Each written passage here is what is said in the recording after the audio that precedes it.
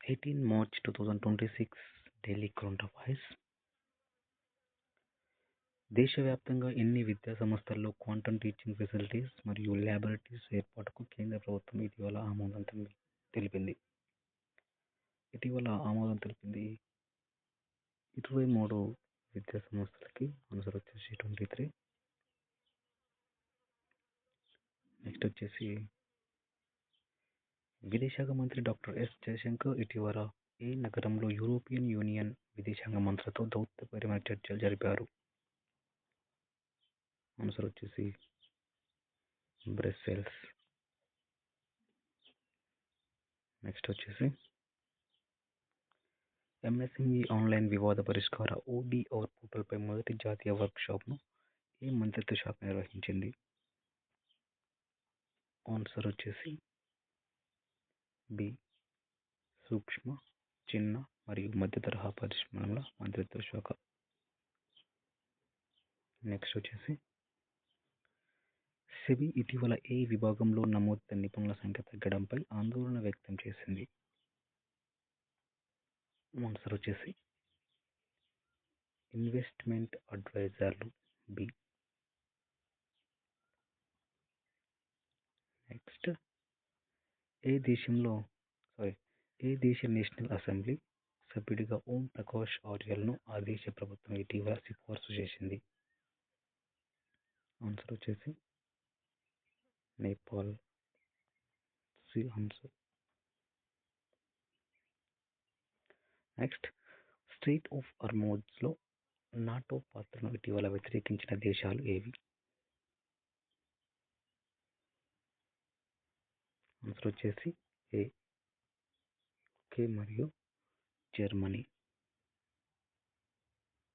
Next వచ్చేసి లోక్సభలో ఇటీవల ఏ ఆర్థిక సంవత్సరానికి సంబంధించి రైల్వే గ్రాంట్స్పై చర్చ జరిగింది?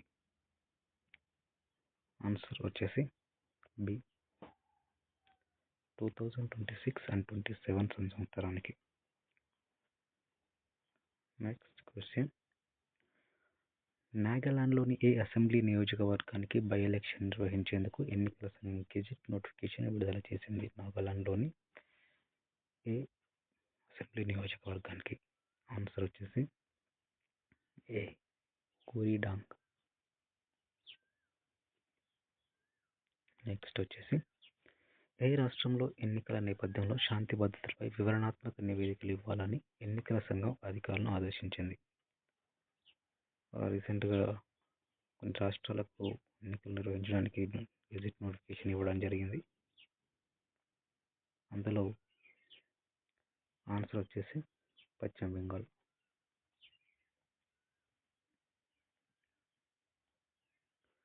భారతదేశంలో ప్రతి సంవత్సరం మార్చి 18 జరుపుకునే ఆర్డినెన్స్ ఫ్యాక్టరీల దినోత్సవం ప్రాముఖ్యత ఏమిటి అనేది క్వశ్చన్. దాని యొక్క ప్రాముఖ్యత వచ్చేసి ఆన్సర్ బి. 1801లో కుసిఫోర్లో మొదటి ఫ్యాక్టరీ స్థాపన జరిగింది. నెక్స్ట్ ఇటీవల ఏ రాష్ట్రంలో ఎల్పిజి పంపిణీ సజావుగా సాగేలా ప్రభుత్వం చర్యలు తీసుకున్నట్లు కేంద్రం తెలిపింది? ఆన్సర్ వచ్చేసి మహారాష్ట్ర.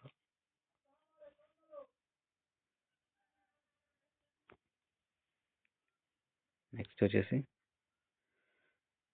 క్రింది వారిలో ఇటీవల ప్రసార భారతి కొత్త చైర్మన్గా బాధ్యతలు చేపట్టిన వారు ఎవరు? ఆన్సర్ వచ్చేసి నవనీత్ కుమార్ సెహగల్. ఈ ఆన్సర్ నవనీత్ కుమార్ సెహగల్ ప్రసార భారతి నూతన చైర్మన్. నెక్స్ట్ వచ్చేసి పర్యావరణ పరిరక్షణ కోసం ఇటీవల వార్తల్లో నిలిచిన వంతారా ప్రాజెక్టు ఏ గ్రూప్నకు సంబంధించింది? అది రిలయన్స్ ఇండస్ట్రీస్ సంబంధించింది. జంతువుల రక్షణ, వాటి యొక్క పునరావాసం కల్పించడం కోసం ఈ యొక్క వంతారా ప్రాజెక్ట్ని ఏర్పాటు చేయడం జరిగింది. నెక్స్ట్ భారతదేశపు ఏ క్రీడాకారిణి ఇటీవల ఎన్నికల సంఘం జాతీయ పీడబ్ల్యూటీ ఐకాన్గా నియమితురాలైంది? ఆన్సర్ వచ్చేసి Sheetal Devi. Para athletic archer for archer. ఈమె ఎన్నికల సంఘం దివ్యాంగుల యొక్క వాళ్ళకి ఎన్నికలపైన అవగాహన కల్పించేందుకు ఐ- ఐకాన్గా ఎంపిక కావడం జరిగింది శీతల్ దేవి.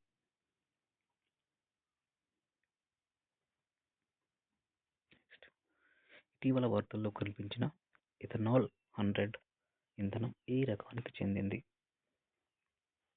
ఈ ఇథనాల్ 100 అనేది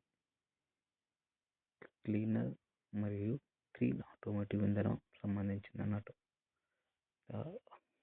సో గుర్తుపెట్టుకోవాలి. నెక్స్ట్ వచ్చేసి జాయింట్ మిలిటరీ ఎక్సర్సైజ్ లామిటియే 2024 భారత్ మరియు ఏ దేశం మధ్య జరిగింది? లామిటియే 2024 అనేది సీషెల్స్ అనే దేశం మరియు భారత్ మధ్య జరిగింది. Very important. నెక్స్ట్ వచ్చేసి ఇటీవల 5వసారి రష్యా అధ్యక్షుడిగా ఎన్నికైన వారు ఎవరు? 5వసారి రష్యా అధ్యక్షుడిగా ఎన్నికైన వారు అందరికీ తెలుసు, వ్లాదిమిర్ పుతిన్. నెక్స్ట్ వచ్చేసి 2024 సంవత్సరానికి గాను చమేలీ దేవి జైన్ అవార్డు ఎవరికి లభించింది? ఇది మహిళా జర్నలిస్ట్కి ఇచ్చే అవార్డు. దీనికి ఆన్సర్ వచ్చేసి గ్రీష్మ కుమార్ మరియు రితికా చోప్రాలకు సంయుక్తంగా ఇవ్వడం జరిగింది. నెక్స్ట్ వచ్చేసి ఐస్లాండ్ ఇటీవల ఏ ద్వీపకల్పంలో అగ్నిపర్వతం పేలడం వల్ల అత్యవసర పరిస్థితిని ప్రకటించింది?